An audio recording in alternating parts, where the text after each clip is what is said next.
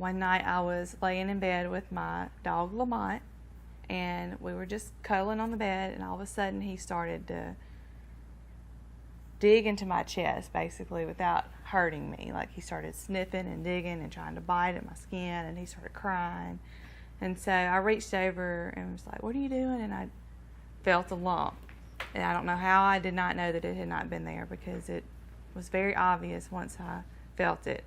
So at that point, I knew that this was something. I had a grandmother who passed away from breast cancer, and Griffin, my husband's mother, died of breast cancer. So I had seen two people close to me and kind of their experience, two different experiences with it. And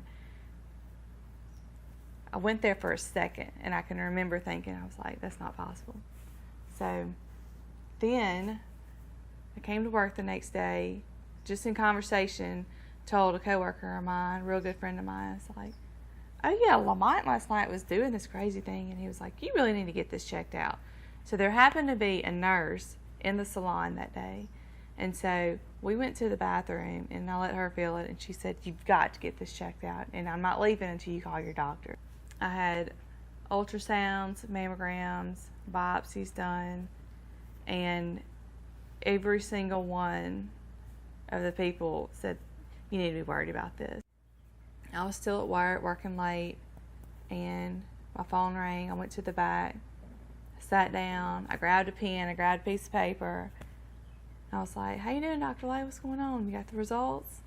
He was like, "Well, it's cancer." And when he said that, my world stopped. I had actually was pregnant 4 months before I was diagnosed, so I had just had like a full workup and a breast exam during that, and it was not detected. I had a double mastectomy on November 17th of 2009, and that was 2 days after my 1-year anniversary. Got out of the hospital, immediately started fertility treatment. We were able to harvest 2 embryos, and then immediately started chemo. And I did chemo for 4 months, and this is like really hard to talk about.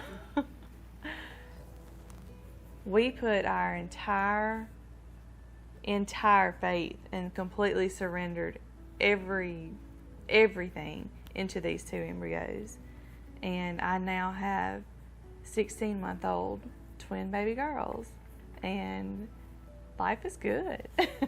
You've got to check yourself. You've got to know your body. You've got to be aware.